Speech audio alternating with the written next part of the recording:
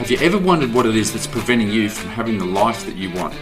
Perhaps it's a lack of vision for your own future, or it's the problems that you have that you just haven't been able to overcome so far. Well, today I'm talking to Heidi Tyler, and she's of the opinion that both of these things contribute to people getting stopped in their tracks when it comes to living the life they want and also a life that makes them happy. Heidi's an incredibly gifted and experienced coach and a leader of the Lifebook program. Enjoy the show. Well, Heidi, it's my great pleasure to be able to talk to you today, and I really welcome you to this podcast. We've got a range of listeners, and it's focused towards men, the Manship podcast. Yeah. However, we have listeners from males and females. It's just so cool to have met you as I did a few months ago in the way that we did. And so welcome to the podcast. Thank you. It's been absolutely pleasure to be here. Absolutely delighted. Yeah. I'll perhaps drop in a little bit. I know this is, you said it's the program is particularly for men, but actually just a little throw in here. From my past lives, and I know that's a bit woo-woo for many, but past lives, I was a man more than a woman. So, hey, I'm showing up here as both. Yeah. Yeah, well, we could talk many things about the male and female that are present in both of us. And well, I was going to say, we all are. We're both. We've got that, yeah. And I think that men particularly, I think, are really not experienced in understanding and living allowing that feminine side of them to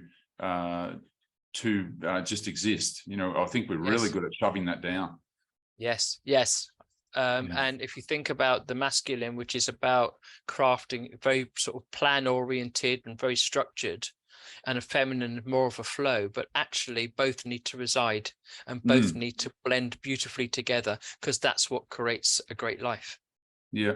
And I guess that touches, and this is wonderful chat right at the start, but I guess that's one of the creative ways in which male and female relationships can play out, where each has a role in allowing the other to feel comfortable in themselves.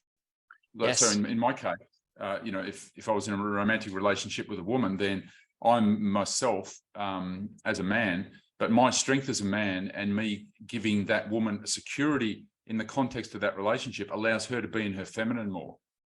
And likewise, she may have a very strong masculine element, and if she can play into your feminine element, then actually the two of you will flow and interact beautifully together. And it's that's about allowing each one to play into themselves as well as to play into the duality. Mm-hmm. This happened recently for me, and the reality is that many women are they're working jobs, they're working corporate jobs, and that requires them to be in that masculine decision-making, strong presence during the day. Absolutely. And this lady said to me, she said, what I need is to be able to relax and get out of that at the end of the day. I don't want to continue that on because I'm playing that role and it's a necessity for the work that I do. But really, I just want to feel the security of a man so that I can rest into my full feminine. Yes. And that's interesting you say that, because my own background is 36 and a half years in the corporate world. Yeah. And, program, projects, quality, people management and all of that, and playing heavily into a very masculine environment. And that felt very comfortable to me. Mm-hmm. And interestingly, coming out of that, coming home, I found that I wasn't naturally flowing in my own feminine world. Mm-hmm. And when I was you say still coming very home, much coming home to my family. Do you mean coming home at night? Okay. Yeah, coming home at night. And after I wasn't. The work day. Yeah, exactly. I wasn't stepping into my feminine. Right. Because I was still playing that masculine role. Because I was the breadwinner, I was the bill payer, and I just continued that role. But actually with that can come a serious crash. And I don't just mean for that me as a woman, but for anybody that's playing into that structured, very restrictive world. Mm-hmm. Because that's what it is. It becomes a restrictive world if you're playing into it too strongly and not allowing your own flexibility and freedom. So what do you think that means for women who, for example, say solo parents, a woman who is working, and then she comes home at the end of the day, she's got to make things happen, she's got to do all the things, she might have children there, then it's almost like, when does she get a chance to actually Exactly. When stop? does she get a chance? And when does she actually stand back and stop and say, what is it that I want with all of this? And how can I enable that? And being able to step out of one role into another. And that's actually about creating that flexibility and the ability to start to be able to know when you're in one role, when you're shifting into another, and actually being able to blend those together. And that was actually a journey that I had to learn for myself, which I'm delighted to say that I did. Yeah. So just referring back to that earlier comment I made about the lady said to me that what she's looking for in a partner is for that man to give her that space and the security, so that as he's in his masculine, she can then drop into that feminine after being, for the majority of the day, in that masculine role. Yes. Is that, I mean, there's a duality there in the way the relationship would work or doesn't work. But so going back to the example of maybe a solo parent, a woman who is playing that role during the day, she comes home, she's still got to continue to a large extent in that. Is that, I mean, that could result in a lady never feeling like she can actually be authentically herself in her feminine. And you know what? And it does result in that, tragically. For some, they become masters at it and they can do that. And for others, they can't, because they don't know how to. Yeah. And a huge part of that is actually your own psyche, your own ability in here to be able to switch from one role to another, because we're all made up of different parts and different roles. And it's about being able to create the flexibility in your mind, but also within your body. And it's also about having practices within your life that allows you, because it's not just in the mind, it's in the body as well too. It's about creating that, being able to create that freedom. And that's a talent to be learnt. It's a life to be applied. And there's many ways that you can do that. But it is about finding individual freedom. Yeah. For a moment, let's just consider swapping that round and the male. In what? So I'm relating this experience in this recent conversation I've had. Yeah. But as a man, can you tell me from your perspective, what do I need to environmentally be happening, whether that's in relationship with someone or just in the environment, for me allowing myself to be open to that feminine part of me? Is it that I just watch a sad movie and I cry? Is that evidence of me exploring? Possibly, if that's what you need to be doing, if that's what you authentically need to do, then yes. It's actually about creating a vulnerability that says, I'm here as my authentic self. There is no facade. Yeah. Because sometimes, and that can be the same whether it's the man or the woman, there's this facade, there's this barrier, there's this wall that goes up that says, I need to protect myself because I've been hurt in the past, because I've felt past pain. I've got a barrier around, I've got walls that have gone up. And if the walls are there, then actually that stifles the relationship. So it's about being able to be confident and true to yourself, of really knowing and understanding who you are and what's created who you are, and how and what do you want to change about that, so that you can be authentic to the other person. But also when you're talking to somebody else, that's about saying, actually, I appreciate who you are and I'm here to meet you halfway. I'm not going to step into your space as the masculine, because that's not where you want me to be. And likewise, not allowing them to step fully into your space, because that's not where they should be either. It's about actually the coming together. It's about about communicating with each other and appreciating each other for who you truly are. And that takes some courage about knowing who you are and being authentic to yourself. And being confident and comfortable in your own skin. Because if you're not, and if there's barriers and baggage, then that will play through. If there's limitations in your thinking, it will play through. And that's often what damages a relationship, is you come loaded with baggage. And I see that with so many people that I take through the programs I go through, and people that I take through coaching, and so on and so forth. We've all got baggage. And actually being vulnerable is actually being open and being able to say, I've got some stuff I'm working on. And if that person's authentic, they'll say, yes, I have too. And actually that's where growth happens, because you've actually created the opportunity to work on yourselves, but equally could be that you then be working on together. Yeah, when I was, during the pandemic, when I was living in Turkey in 2020, I went to an event, males and females, and there was some, there was some intense kind of exercises that we did in that time. But one of them was this, as a male, appreciating the female, but also appreciating the female in me. Yes. And vice versa for women, appreciating that in men.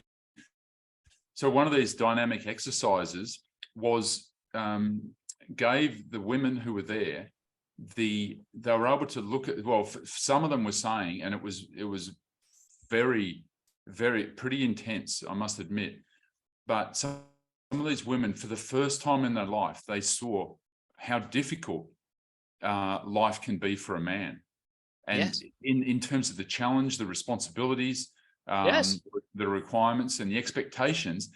Yes. And these women said that from their point of view, they realized just how hard they had been on men, and not, but all of a sudden recognizing, hey, that man, yes, he's predominantly has a role and lives in his masculine, but he has a feminine context as well, exactly. Which, as we said, often for guys, we push that down because we don't understand it, and we're told about what it is to be a man, which is many instances, it's a lot of crap and very limiting and doesn't help us. And we're currently in a society that's swung the pendulum too far, and it keeps going backwards and forwards like this. Actually, it's not settling into the beauty and dynamic that both sides deserve. Yeah. But again, it comes back from, history and past and what's been fed down, whether it's culturally, whether it's from families, generational, of a whole belief system that sits within each and every person that says this is what you should believe about men. That actually is fundamentally untrue. Yes. Because if they're truly being true to themselves, and as women if we're being true to ourselves, if we're saying, well, men should be doing this, men should be doing that, what we're actually saying is, so what's our role in that too? Because we equally have got that same part of us within ourselves. If you think about energy flow, we've got so we're talking to ourselves. We should be talking to ourselves and listening and hearing what we're saying, and being on the receiving end of the words that we're putting out. And being more accepting of each other.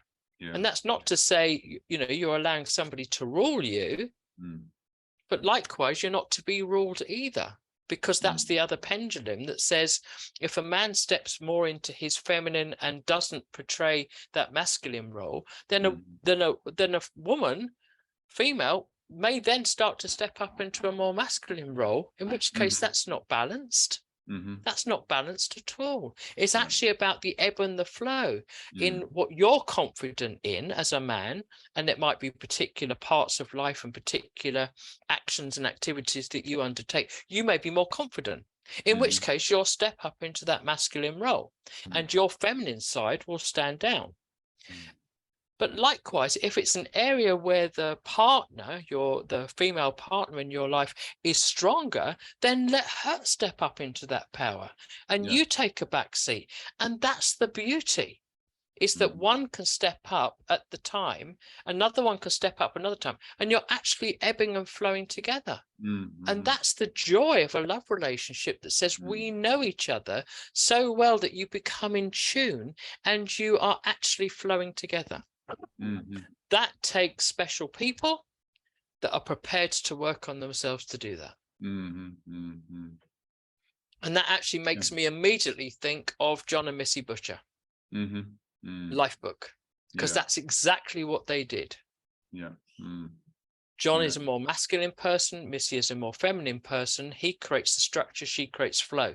But the two of them together are extraordinary, and they created extraordinary lives. And they created a program to help other people do exactly the same. Yeah, wonderful chatting. In the example, when I was in Turkey, it was these women in this conference setting, when they saw just the vulnerability, the difficulty of men being men, that there was women there and they were weeping. They were for the first time, and many of them, we chatted afterwards and things, and women were saying, I've never seen what I've done, what I've contributed to men in my life, and the expectations, which are very harsh. And I'm sure those other, that's what was happening in this context. And it was humbling to observe women realizing that the way they had been was, it was a point for them to stop and reflect and say, hey, listen, let's just not be so difficult or so problematic and hard on men, because they're learning what it is to be in this world. And it was humbling to see women be authentic to the point where when they realized this, they were willing to just let that out and just be willing to be open, and to receiving and understanding. It's about understanding. It's about actually taking a step back and being understanding of what men are experiencing, and to step into their shoes, and say, what would it feel like for me if I was standing in those shoes? How would I be towards myself if that was me? And how would I be towards them if that was me? But how many people in life actually do that? They don't, because everyone stands in their own shoes and says, oh, poor me, poor me, poor me. Instead of embracing. Heidi, I've been, I got the idea of and the vision for this podcast and the Manship project about 2.5 years ago now. And it then merged into the idea of having a podcast, which I ran. And then I got a little bit uncertain as to how I proceed on with it. And I wasn't making the effect that I wanted. So I kind of halted it for about a year, and now we're back into the podcast again. But in that period of time, when I would enthusiastically talk about this was my vision and what I wanted to do, routinely, every person I talked to, and I probably because I was delivering it with such enthusiasm as a mission for myself, that I wanted to build a community, inspire that community through events and podcasts, etc., and then provide men the tools to be able to upgrade their life. That's basically the three things about Manship. It's about community, inspiration, and then taking action. But routinely when I talk, and women would hear me talk about it, they would say, David, that is so needed. It's so needed. And absolutely. That's consistently, even the last few weekends, I've been on various weekends away on courses and things and sharing it again with others. And still women say, oh, that is so needed amongst men. The reality is that in the last 5 years, I've noticed here in Australia that there is much more work towards men, but there's the gap between, and probably just the way that men are and the way that we've been so strongly conditioned to what it is to be a man and what it is to just stay in that masculine and almost not even understanding or knowing that there is a feminine aspect to us. And we've completely squashed that. I think in reaction to that, there's the need for men to get their act together, whereas women seem to have been naturally, I think, are much better at building relationships with getting the support they need, asking for support from their friends and their maybe colleagues, but their friends particularly, in the different circumstances. Women seem to have groups where if they've got a problem, say they've got a relationship problem, Yes. they've got a certain group and some women that they'll talk to.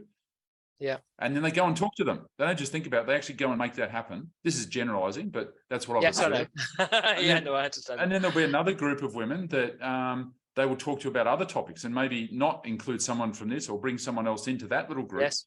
And generally women are far better at doing that than guys. I think women are more open to communication. Generally speaking, not all women are, but generally, yes, they're more open to communication. Men have a tendency to think this is my shit and I've got to deal with it. And I say that from first-hand knowledge. Yeah, I've got to deal with it myself, so I'll keep it to myself. Yeah. And actually, that's the place and space that you don't need to be in. Yeah. You need to be in a space and place where actually you are communicating. Yeah. So all these works for men, I think, is just great stuff. I'm absolutely, and that's why I'm fully supportive of the program you're trying to create. Yeah, thank you. Yeah. So Lifebook, you're a Lifebook leader. Can you just explain briefly what your experience has been with Lifebook? How long you've been involved? What is Lifebook? Sure. Because I first came across Lifebook. It was being promoted by Vision Lakini Vishen Lakiani in Mind Valley, in Mind Valley, and as a quest they call it, and it's been a great experience. And my relationship with Lifebook has been a bit checkered, and that's when I came across you, because I thought, if I'm going to really build this and integrate it into my life, then I need some help, and that's where I came across yourself, and you do that for people. So you're applying this to your life, and you're also helping others and coaching, etc. Can you just tell us? Yeah. So Lifebook. Let's talk about Lifebook. Like, what is Lifebook? So Lifebook is a program. It's a transformational program for your entire life that creates an extraordinary life. And it was crafted and created by John and Missy Butcher. And long before they ever connected up with Mind Valley, they created something for themselves. And that came about because they are entrepreneurs. They're also artists. And John hit a point in his life many years back where he became so debilitated by anxiety that he couldn't even get outside his own home. Oh, wow. It literally took him to the floor, and he just couldn't go anywhere. And that took them down the road of personal development. And because they had been highly successful entrepreneurs, they had the money and they invested in themselves, and they invested in development, and they created their own personal journal, if you like, their own journal as they were learning. And they crafted this journal. It kept on growing. They learned from some of the world's masters, and that's beautiful. And over time, their lives were transforming. And some of their dear friends and family said, what is it you're doing? Because this is incredible. This is absolutely incredible. And they started to talk about this life journal that they'd created for themselves. And John, being the sort of person he is, started to break his journal down into different categories of life. And over time, they created their own very first ever life book, broken down into 12 categories of life. And then they reached a stage where more people of the close community were saying, we'd like to go through whatever it is you've done for you. And over time, they then crafted their first ever life book retreat, which was a one-to-one, just a handful of people, very, very expensive, something like $7,500, $10,000 per head, in their own home in Chicago. And that was to take people through a transformational program across 12 categories. So you start out with health and fitness. It's the formation and basis of life. Because if you haven't got your health, you've got nothing else. And then you go into your intellectual life. What is it that you need to learn? What do you want to learn in order to create the life that you need? And then you're going into your emotional life, your character. You're going into your spiritual life. And that's not religion, it's spiritual life, whatever that means for you. And then you're going into things like love relationship and parenting category. You're going into social life. You're going into career and finance and quality of life and life vision. I might have missed one or two, but essentially you've got 12 categories. By the time you get to the 12th category, life vision, you've incorporated all of the others. And in every category, you're creating what's your premise, i.e. your beliefs going forward, your positive, empowering beliefs of what you want, your vision for each category, your purpose, your why. Why are you wanting this? So your vision's the what, your purpose is the why, and then you're creating a strategy for each category. By the time you get to life vision, you have got potentially 100+ page book, your life book. But of course, that's all it is a life book. And anybody can create a book and stick it on their shelf and walk away. So that does nothing for you. So then it's about saying, okay, I need to take action on this book. And that's where Lifebook Mastery comes into play. It's called Mastery Bootcamp, and that's exactly what it is. It's hitting the ground running and saying, okay, what is it that I need to do to take all of these strategies and bring them down into the goals and daily habits that's going to actually step me into and towards my life vision. Start living your Lifebook lifestyle. Don't just write about it, do it. It's about taking action. So people can go to Mind Valley, they can do Lifebook, they can even get the money refunded, dependent on what the deals are that Mind Valley is doing at the time. You can't then go, if you then want to go into Mastery Bootcamp, you pay for that. And then you can start to transform. But there are many people that need a guiding hand in order to do that. They want to have the one-on-one connection. As a Lifebook leader, I take people through the program. I can take them through Mastery Bootcamp. And I also happen to be an emotional intelligence coach and a clear beliefs coach. So belief clearing. So people that hit the steps and stages that says I've got a barrier, I can't do this, then I equally help people to transform that too. Because I'm a program project manager by background, I can equally work with people to create visions and goals, because that to me was bread and butter. That to me, that's the easy bit. And for a lot of people, that's actually the hard part. Because Lifebook can be overwhelming, and it is for many. And there's many that do Lifebook and leave it behind. There's no point to that.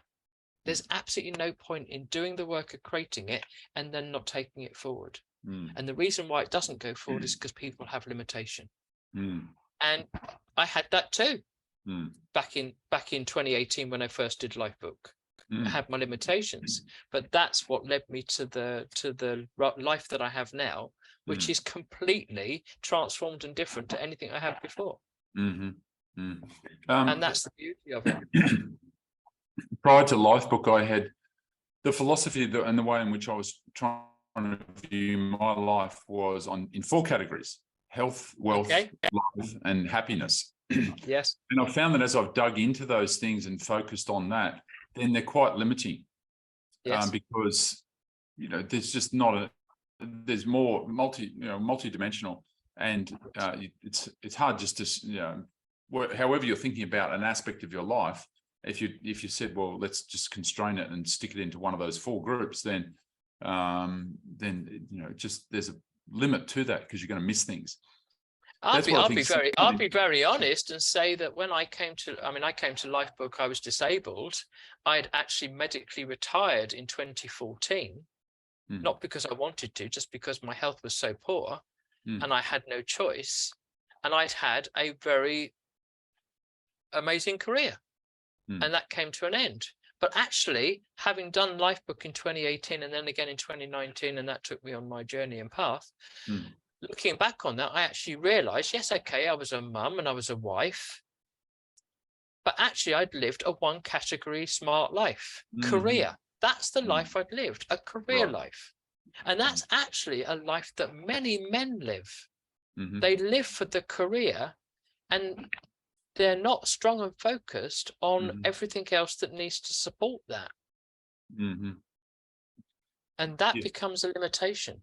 Absolutely. How many men are looking into their emotional life and their character that says, am I who I want to be, who I need to be? Emotionally, actually, am I open to my emotions? And how many people actually look at what do I actually truly believe across all 12 categories of life? They don't. And I think for everybody, that's a valuable resource, and that's a valuable toolkit. But I think it's especially valuable for men that if you're focusing on just one or two categories of life, you're missing out on the wealth of the rest. Yeah, parenting is a big one, isn't it? Yeah, it's huge. Yeah, because I mean, we have different roles in life, and we have different requirements at different times of life. And I know that for me as a parent, when I joined Lifebook,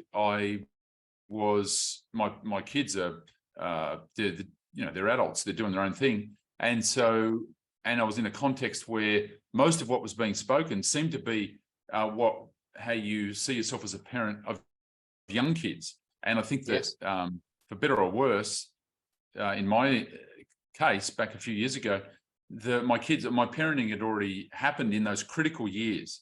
My children were a minimum of, by that stage, probably the youngest one was 21, Bonnie. And Belinda was probably, by that stage, she would have been 27. Then the critical formation years, 0 to 8, if we say that's the most critical period, that had already happened. And Lifebook certainly got me thinking about, well, what type of parent was I when I was raising my children? And I know now that if I was back and starting my and we can't do this, but I've learned, and the thing I realized is that as a parent and my children growing up, I wasn't a present person. I wasn't present there for them fully, and it's probably the biggest thing in my life that I look at and think, geez, I could have done friggin' better there, but I did as best as I could in the context. I'm clear and confident about that. However, being a present father, being present there with your children, the phases of their life as a young kid, develop and move so quickly, and not being present by definition means that you're going to miss opportunities, and they will not come about again. That's your last chance to. And if you're not present, actually what you're teaching them is detachment. All if that you're not stuff. present with your children, you are teaching them detachment, separation. Yeah.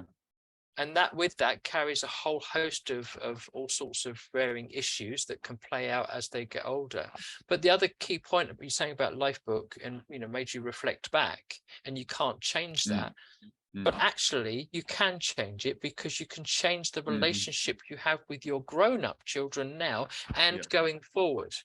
And there's nothing wrong in saying to your children, I am so sorry for the way I did this. I did the best I could with the tools that I had at the time. In hindsight, and hindsight's wonderful, I would love to have done it this way. Let's work on how we have our relationship going forward. Let's build on how we would like it to be from now on.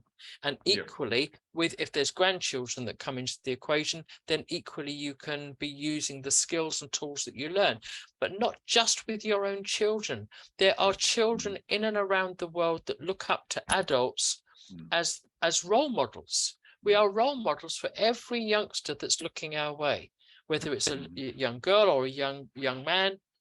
And especially young men will typically look to men to be their role models. So actually, you are a parent to all of the children of the world. I know that sounds a tad excessive, but you are. For every child that's looking at you and watching you, you are becoming a role model. So what's that behavior? What is it that you're teaching them through what you're doing and how you're doing it? And what would you like them to be taking on that may not be the culture and beliefs that you were given? Or that society has given? What's the role of a man that you would like other young men to take on board? That becomes really key. Yeah. And I find in my instance, I came to a nexus point where it was about saying, well, okay, I can see what I was doing my best, and I know that, and that's one thing that is so key to being at peace with your past, Yes. that you did your best. But I also recognized that, well, okay, I did my best, but there's some areas that I was deficient in, and I would do differently now. But what are you going to do at this point in time? That was, in my case, that was more than 20 years earlier. So what am I going to do? Am I going to cry my eyes out and wish it was different, and just beat myself up for the ways in which I was inadequate as a parent? Or am I going to say, well, here we fucking are right now, and all I can do is bring restitution, and you know, maybe ask for forgiveness, or well, you're bringing recognition to, you're bringing a recognition to what you've realized didn't work so well. Yep. And then saying, how does that play forward? That's right. Because all we are, there's no point in beating yourself up and saying, oh, I did all this wrong.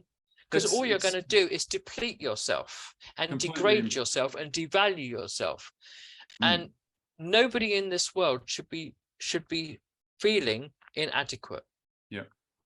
If you did something, you think to yourself, I don't like the way that happened in the past. You did nothing wrong. You did the best you could at the time with what you had, and the knowledge and skill and learning and belief system that you had. Yeah. What it's about is saying, I recognize that I don't like that about me, or I don't like the way that I did that. And this is how I now want to play that forward. There's definitely something by about lifting the lid and digging in. Yeah.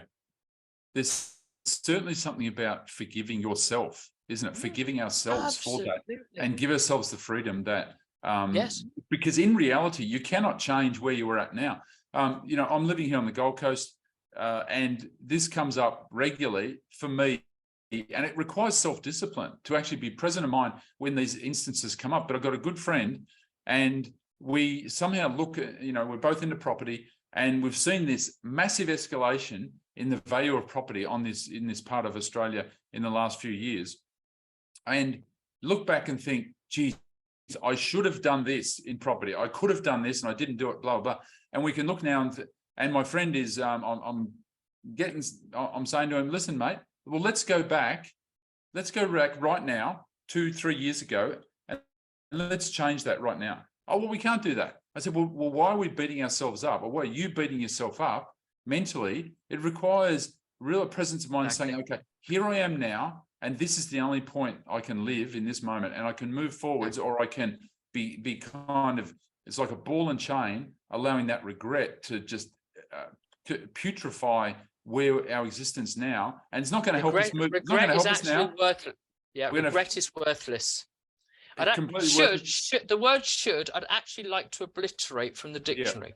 I'd actually like to obliterate that word, because there is no such thing. No. Don't ever should on yourself. Yeah. Yeah. If something didn't go how you liked it, then learn from it. Yeah. Look at it and say, what's the gift of learning that I've just been given? Yeah. If you've done something, say, I don't like that, and do nothing about it, then you're not mastering life. You're not mastering the journey of the life that you're going to live going forward. You'll keep repeating that same pattern. So what's the pattern? What's the pattern of behavior? What did you do? How did you do it? Why did you do it that way? And do you like it or do you not? If you don't like it, change it. If you like it, then keep it. Yeah. Yeah. And if you're going to keep it, even though you don't like it, then you might have to keep apologizing. Yeah. The Lifebook process is it's not 5 minutes of work, is it? No, it's not. But it's a 6-week program. You do 2 categories each week, and that takes you through Lifebook Online. And you're talking about about an hour and a half video per category, and then you're going to spend, about 90 minutes, couple of hours, and some people will spend a lot more time than that, and some people will be more succinct with their time for each category. So you could say 3 hours per category per week. If you go through it with a Lifebook leader like myself, then you'll have another 90-minute call each week to go through 2 categories each week. So you'd be splitting that up as well. So that's the investment that you're making in yourself. The beauty is at the end of it, you've crafted a Lifebook. You know exactly what you want. You are crystal clear on the vision that you've got for your life across 12 categories. I'll say across 11 categories because the 12th is life vision. So you're bringing all those together. Mastery, people could do it in a week, but typically we take them through over 4 weeks. We do a different part each week for 4 weeks. So that's a 4-week program on top of the 6. That's 10 weeks. 10 weeks. 10 weeks of your whole life to craft a life. Yeah. Do you find that, like, I'm probably just slow or have had so much shit in my life to dig through to even get to the starting point, that it's my experience hasn't been 10 weeks. It's been, it's been dysfunctional and it's been inconsistent. And yet here I am back again, having another go. Do you find that people really do come out of that? Some people come out of that 10-week phase and the programs you've just mentioned, Mastery and the Lifebook itself, and they come out and they literally do have a crystal clear vision of their life going forwards? Yes, they do. Yes, they do. And some won't have it immediately, and it may take them several months. And equally, the vision and the Lifebook will evolve and change over time. Because as time goes by, you're already starting to do parts of what you've created in Lifebook. Because you almost can't help yourself. The minute you've written your premise, your vision, your purpose and strategy for health and fitness, you immediately start to know, oh, I want to do this. I want to do that. And you've woken up here. You've woken up your mind. You've woken up your subconscious. And then each category, you start to wake things up. You might equally go through it and think, there's some categories I don't want to touch because it might be too painful, or you just don't want to touch it. First time I did Lifebook, I didn't touch spiritual category. I just passed it by. Now it's my strongest category ever. Oh, really? Wow. Because so many things opened up for me. Because I reached a point where I said, I need to do something here. But as things were starting to come through to me, because you start to manifest the very things that you've got crystal clear on. Right. I want to do this. You become crystal clear on it, and things will start to come your way. In the same way that Lifebook came to me in the first place.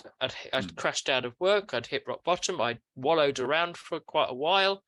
And then I sat in my front room and said, there's got to be more than this. In the moment of tears, in the moment of depth, the depth of the emotion that says life needs to change. And that's a point that any and every man needs to get to if he wants to change his life. If they're in any moment of darkness, then the light comes from hitting that point that says something has got to be better than this.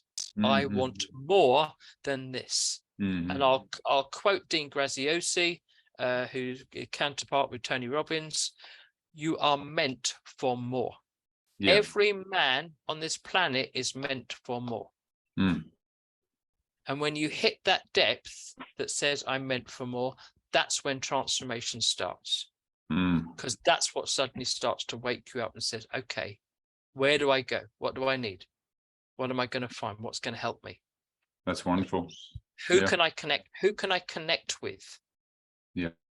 So this type of program you're doing is about creating connection, taking yourself through transformation program. We are in the greatest time ever. We have the internet, which has got everything we ever need right there. There are life-changing programs like Lifebook. You've got Mind Valley that's got a plethora of quests across a whole heap of personal development subjects that is transformation in itself. And each of those slots beautifully into Lifebook, into one or another of the categories. You've got the likes of Tony Robbins, one of the world's greatest personal development gurus that there is in current day, all looking to transform lives. So much, we're living at a wonderful, amazing time in history. Yes, we are, because there doesn't need to be a limitation. The only limitation is what's in here. And if you want to shift, then you can find something that will help you shift. And that's why I love doing what I do. What is it about Lifebook you think that sets it apart from other programs Is it that it's so diverse in those 12 categories? Is it it's the because process? it takes your whole life and it puts it into the 12 categories, and as you're going through each one, you start to over time realize that a connection in one is created a relationship to another, and by the time you get to the life vision, you actually realize how all of these blend and flow together, that actually creates the most incredible web that is your whole life. And the majority of the human population don't think of there being more than 1 or 2 or 3 categories of life. Right. They all think about, well, I go to work, I do my job, I get paid. Yeah. And I go out and I meet a few of my friends, and we go out and we do stuff, and that's about it. Oh, and I've got a partner, or I've got a relationship of some description, or I haven't, and that's it. Yeah. Oh, and I get really pissed off and upset when somebody upsets me, but they don't think about what it is that triggered being pissed off and upset from somebody. Yeah. They just, and for a guy, they'll internalize that. For a girl, she'll cry her heart out in most cases. 2 very different ways of dealing with it, but they don't stop and think about what makes me emotional and how am I going to manage those emotions. That's not even taught in schools. I mean, some schools are starting to do little pieces of that, but they're not really. They're touching the surface. Well, it's extraordinary work, I think, and it's been in,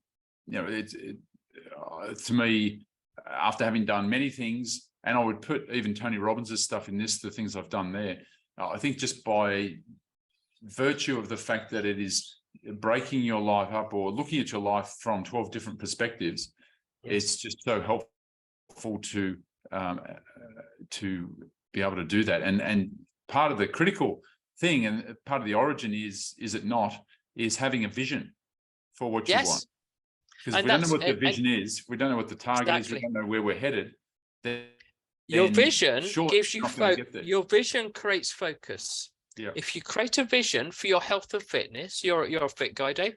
You create a vision for your health and business that says, that's what I want that to look like. You have got a vision, crystal clear vision of what your health and fitness life looks like. That gives you focus. So then you say, that's what my vision is, that's what I want, and I believe this about myself, which becomes empowering. And then you say, okay, but why do I want that type of health and fitness? And I don't mean just why. Oh, well, I want it because I want to be fit and healthy. Why do you want to be fit and healthy? And then you come up with whatever the answer. And then you keep going down and digging deeper and deeper into the why. Getting really clear about why you want it. And then you say, okay, what am I prepared to do to get there? What's my strategies that's going to get me to that vision? That vision that I'm focused on, because that's where I'm going. And that the strategies is what starts to pull you forward. But then you're going to do that across 11 more categories. And that's why it becomes so big. And that's why it becomes meaningful. And there's the only program like it in the world. There's nothing quite like this anywhere. No. As you'd mentioned, if we haven't got our health, and that health is the first category, isn't it? It is the first category. Then if we haven't got that, we all know people. We've seen people who, and interestingly enough, the career or the finance sections of later on, which seems to me to be appropriate, because we've got other more important things of your life, which all contribute heavily to who we are, what our satisfaction with life is, where we're going, who we're taking with us, what we're doing. And that's the first 5 categories of Lifebook, by the way. They're all about you, the individual, the person. Who you are. So your health and fitness, your intellectual life. What does that mean? Your emotions, your character, your spiritual life. That's all about you, the person. The next set of categories, which is things around your love relationship, your parenting, is about your immediate. And even if you're not a parent or you're not in a relationship, Love relationship isn't just about with a partner, it's about love relationship with yourself, which is beautiful. And also the child within, your inner child, needs parenting. It needs love and care. So that's about a love relationship for who you truly are. And then parenting, if you haven't got children, you interface with children in and around the world, whoever, you know, whether that's in your society, your community, your family.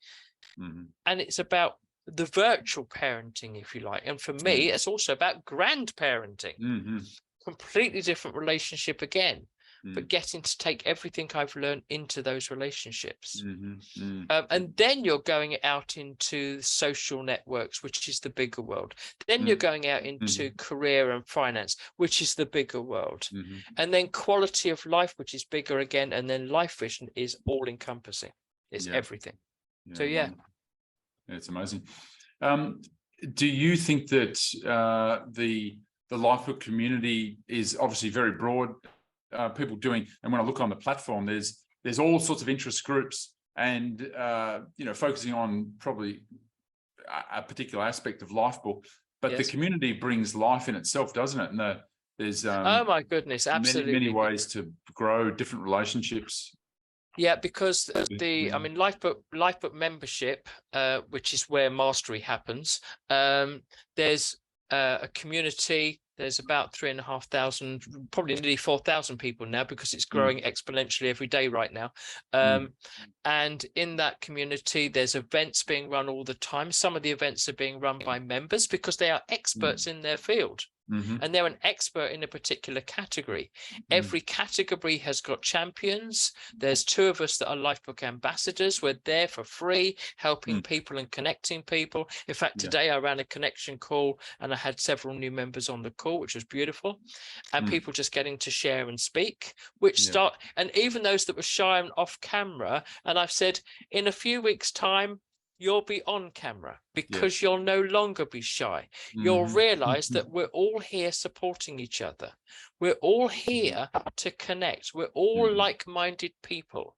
And there's guys and gals and everything in between. It's you as your authentic self, whatever that means for you, whether it's he, she, they, whatever that means for anybody, that they can step and be their authentic self. And that's what I'd like every man to be, their authentic self. And feel free to be able to be that in whatever way that means, stepping out and being in life and not being shy or afraid to be so. What is it to be authentically yourself? What is it to actually have your life in such a way that you feel like you have confidence on all those different aspects? That you know and understand who you truly are. You know and understand what you want. You understand what your personal vision is in life, what your purpose is in life, and how you're going to enact that. And that you're very clear on your boundaries, and you're clear on your rules and your values, and that you're going to stand up in your values and say, this is me. This is unapologetically me. Now, if that means that you're being hateful towards other people, then maybe you need to think about that. Because if we're all going to live in a beautiful world together, then that's about love and compassion and empathy and kindness. And we can all display that by being authentically ourselves with other people, but equally valuing them for who they are. And I think that's one of the hardest things in society, is for people to be able to step into the shoes of the other person and say, I understand and recognize and know who you are. Not to be in their shoes, but to appreciate what that is. And if you're gonna go on a path with somebody, you're not on their path, you're walking alongside them with their path. And if you're in a partnership, you're walking on a path together, but you've still got your authenticity of your individual journeys, and that's okay. That has to be okay with both sides. that one's not trying to rule the other. Mm-hmm. And that works both ways. Yeah. Heidi, and we're talking mostly today about Lifebook, but I came across you because I was finding it difficult to navigate the platform. Yes. And I reached out and asked for some help, and you popped up. And then in our conversation, it came up about, well, where are you up to with your Lifebook? And because you're helping people move through that. And so since then, though, I've been getting coaching from you. Yeah. And that's touched on some deep levels. And one of the things you spoke about yourself was that you are a clear blocks coach. Clear beliefs coach. Oh, sorry. So it's all about, that's fine. That's about belief clearing. So that's about belief people clearing, that have got, it's about limitations and barriers. Yeah. And beliefs are, going back to what you said earlier about parenting, you said 0 to 7, and typically, but equally it's before the 0. Because beliefs get formed even when a child is in the womb of the mother.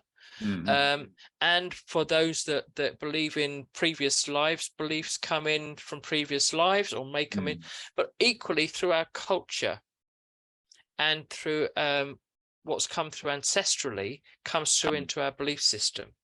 Because beliefs is not just about what you think in here, it's also how what's felt in the body. And beliefs get formed right at the get-go. So how you are parenting your children right at the very beginning, they're forming beliefs. Wow. They're forming beliefs about who they are and how they sit and reside within the world. And those beliefs can be huge. Yeah. Because it's what creates the person that says I am worthless. It's what creates the person that says I have no value. It's the person that says I don't know who I am. I can't do this because I'm stupid, because I'm invisible, because and there's a myriad of them. And if you say how many beliefs has someone got, how many years have you lived and how many thoughts have you had? And for anybody that gets absolutely stuck in life, in many ways, and that can be across any subject, any category, that says I'm stuck and I don't know where to go. And that can be emotionally, or it can be through thought patterns. It can be part of your psyche, because we all have different parts and roles that we play in life. And if there's limitation, and that limitation could be as through thoughts, or it can be through the physiology of the body, where you start to feel angry, or you start to feel some sort of tension in the body, or a limitation, that's all centering around beliefs. The beliefs that you hold about yourself. And what I do, working one-to-one with people, is to understand what that limitation is, and then using a whole range of processes, I work them back to what's the core belief that's underneath that, to discreate it and create a new empowering one. And that's transformational. The beauty of clear beliefs is that happens in the moment of the session. It's not something that's going to take 6-12 weeks to get to. I mean, it may take time to get to the core of the belief, but typically we get there very quickly. But so again, that's with somebody that's prepared to be vulnerable. It just makes it quicker. It makes it easier if they're vulnerable and open. So once clearing a belief that was, say, and in my case, I'll use my example, is that there's, without being too specific, but without being too specific, there's things that come up in my sessions with you where I've realized I had a erroneous belief, something that was not actually true, and it was limiting me in and probably to do with my early parenting, my relationship with my dad, things like that. Then I've practiced that belief, that incorrect belief, since that time, and I've practiced it for 50 years. Is it? And then we identify that hey, that belief was incorrect. It's not right. I'm going to change that belief. But I just want to reframe that slightly, Dave, because it's not an incorrect belief. It's something you believed. Yes. Okay. It's something that you believed to be true. Okay. And what we identified was that no longer needs to be the case. Right. Yeah. So all of our beliefs are true.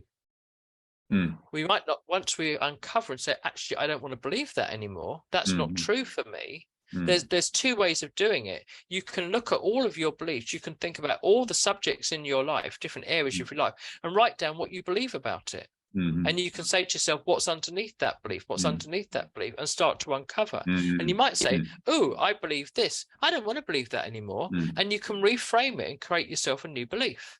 And for many of those beliefs, you can just do that. Anybody can do that. You can just start to think about, what do I believe? And then reframe them and create yourself a new one. The problem becomes when the belief that's in here is so ingrained that it's also got a trauma or some experience around it where you can't just let it go, because emotionally, physiologically, that belief is ingrained. And those are the ones that I then work with a client to take them back to that belief, to be able to uncover it and transform it.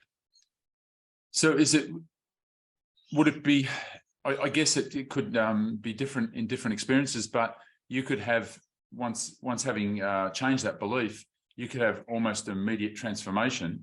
You do have an immediate, yeah. But is it also, because I've had a default setting that's not really, I'm looking now thinking, I don't want that default setting, I want to change that. But it's been default, and I've practiced it for many, many years, and probably billions of thoughts reinforcing the same thing.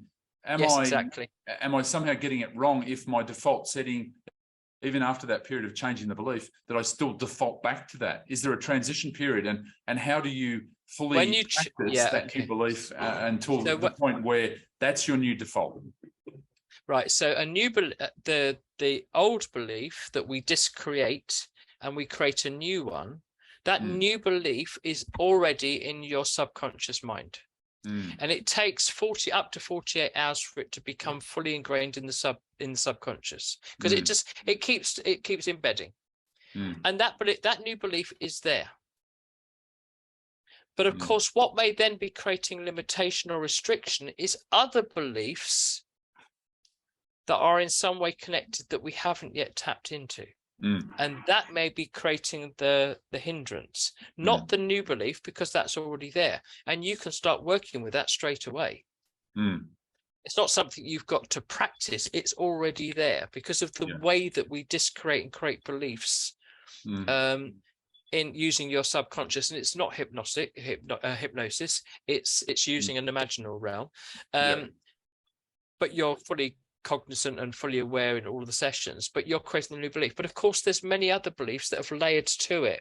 What I'm trying to do is get to your core belief that then smashes all those beliefs apart.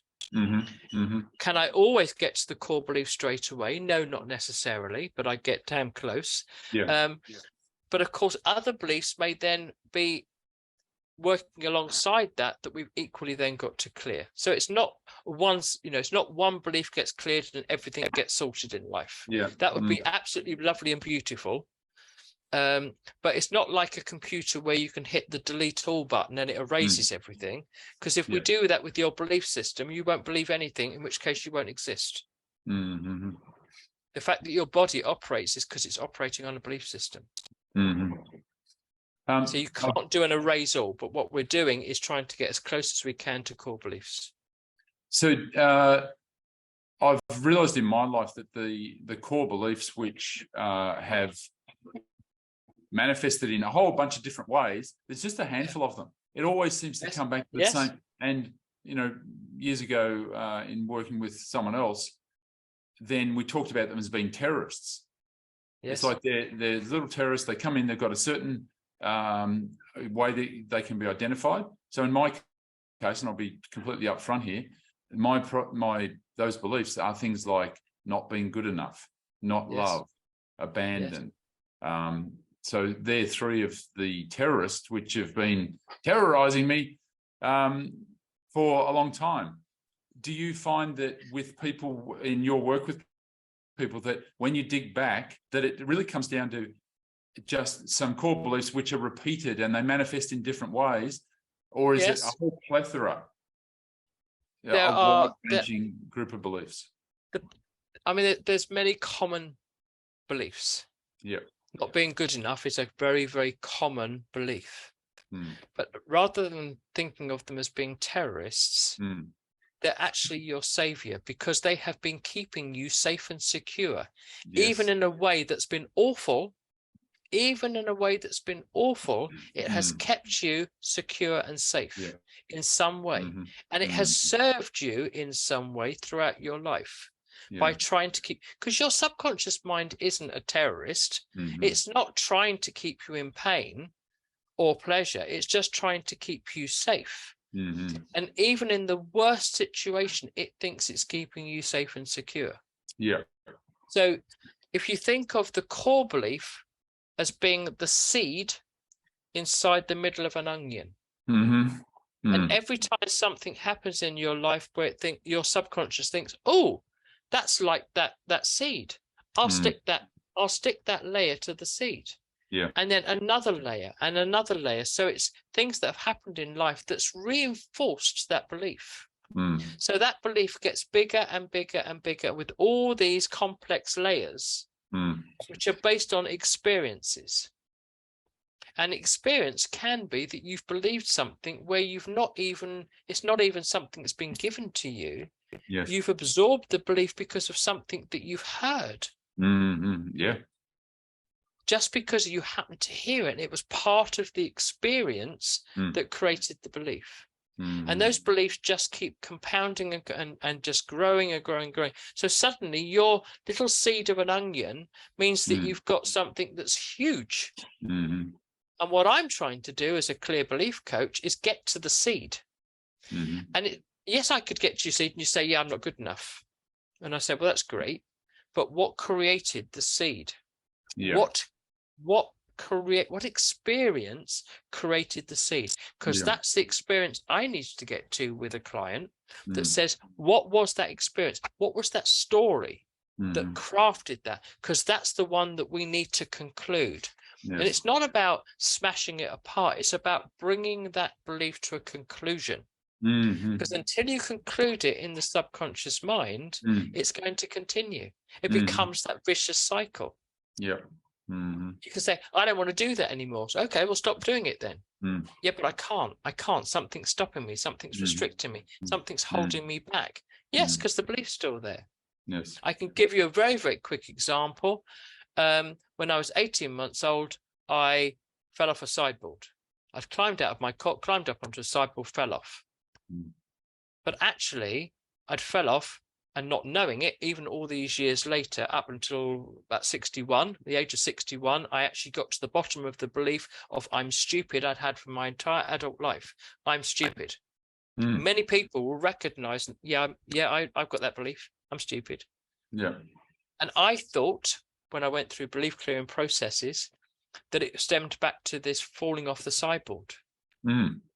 Sorry, I thought it was stemmed back to my father telling me, but actually the belief got me back to 18 months of age. And I thought to myself, but I can't have thought I'm stupid at 18 months of age. I wouldn't have known that. And then talking to my own mentor that trained me in belief coaching, he said, who found you? And I said, a neighbor. And he said, and what if the neighbor said, oh, I'm so stupid.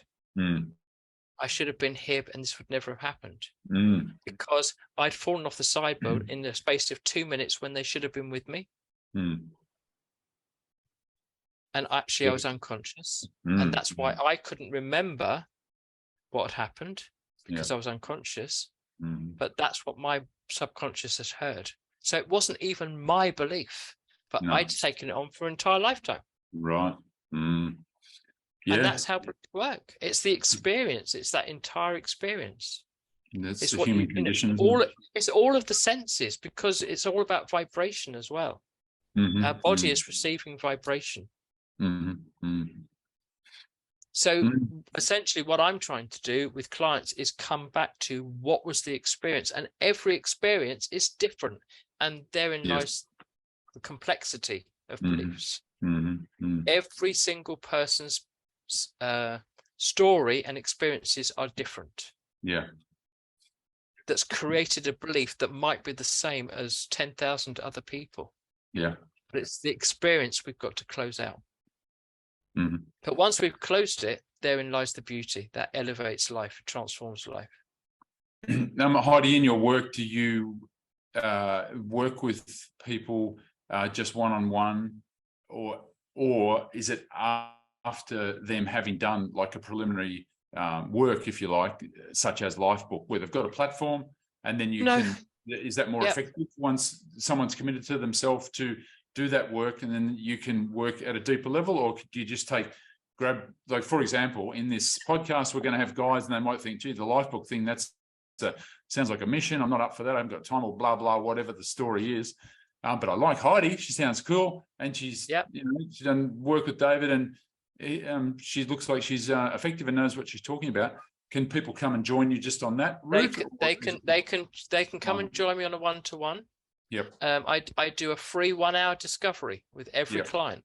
Right. And that's to make sure that we're going to work well together on both sides. Yeah. And also to understand what's the problem, what's the presenting problem that they've got that they want to work forward with. So that's a discovery call, and people can book that, and I'll let you have the details of that. They can book a discovery call with me through Calendly. They can just look in my diary, and then they can plan that session, and we have the dialogue and discussion, and then we'll continue and have one-to-one coaching on whatever that looks and feels like. Or they can say, actually, I'll still have a discovery call with you, but actually I'd like to go through Lifebook with you. Yeah. And that can be a Lifebook on a one-to-one basis rather than in a group. Or it may be that if I've got a group running, they say, actually, I'd like to join a group. Okay. So that's, again, open in whatever way sits and fits and meets a person's need. This is about meeting each person's need. If people have done work on themselves, it makes my life a little bit easier because it actually means they're open and more vulnerable. And that gives me the opportunity to get deeper, because with any of this, it's about digging deep. And the more you dig deep and the more you lift the lid on yourself and say, I'm prepared to take a look inside and be vulnerable and be open to sharing, using your language, share my shit with Heidi. Yeah. And I will be vulnerable and open with her, and I will be authentic and open back with you. And I will follow your path. I will follow your journey alongside you. And that's my role and mission, and that's for me to get you to where you want to be. Yes, well, I thank you. Your work, I think you're an extremely gifted person, and I've seen some of the insights you've had in the sessions we've had together have been really quite surprising, and your diligence and your stickability has stickability or stuck with me to where I'm constantly trying to divert and distract myself and you from really getting to the bottom of the crap. I know. And I won't let you. No, that's right, and I appreciate that very much. In the nicest possible way, of course. Of course. Oh yeah, look, I'm up for it. It's about, well, what do you do at this point in life, wherever you are? Do you go forwards? I cannot revert back. The only option I've given myself is to move forward and try and be the best man that I can possibly be across all those spheres of my life. And I've realized that Lifebook is such a well-developed instructional program to help you get mastery in all those different areas. That's the only way forwards for me. And if anybody listening to your podcast has got fears, fear is the most beautiful opportunity. Because you can face it. And with me, you'll face it with me. And actually, by the time we've dissected it and pulled it apart, there won't be a fear anymore. There'll actually be steps that you're going to take that's just going to pass it by. Just pass it by. Because that's what life's about. It's actually about looking at what's in front of me that's stopping me moving forward. What's actually holding me back, and cutting those cords and just allowing it. Life's for now. Absolutely. And it's something to be enjoyed. Heidi, even the hardship. Yes, correct. Yes. Well, that's it. I mean, in some ways, I think that the hardship develops strengths. It's turning weaknesses and areas of pain and grief and sadness and things, and actually turns those into strengths. I know if you think about any limitation, it's actually an opportunity. Every challenge is an opportunity. Every hardship that comes your way is an opportunity, and it's an opportunity simply to learn something. Yeah.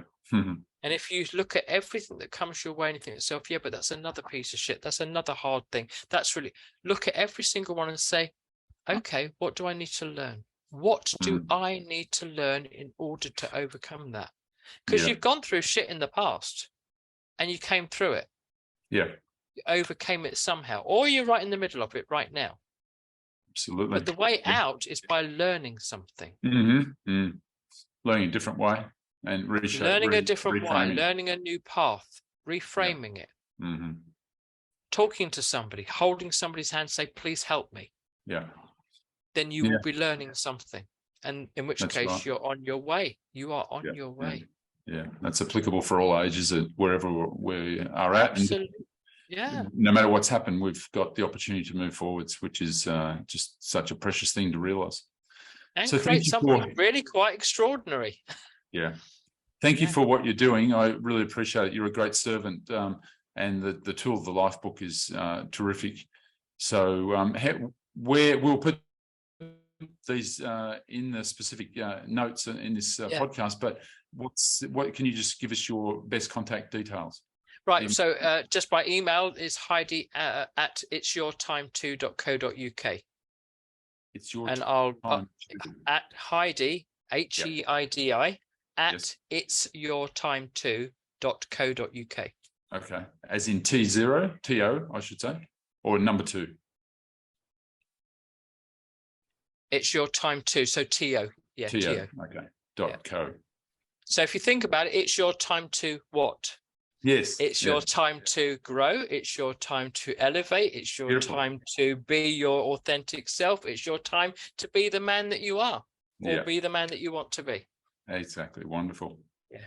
Wonderful. And that's how that all came about. Yeah. Heidi, thank you for your time. I really appreciate it. I really appreciate knowing you, and I'm looking forward to dealing with more of this stuff that comes up in my own life, and really hope that this serves our community for men who are looking to get the best and the most out of their life and live life fully. Yeah. And what would I say to them? Do it. Just do it. Absolutely. Do something. Yeah. Yeah. Wonderful. Okay. Ciao. Thank you. Bye.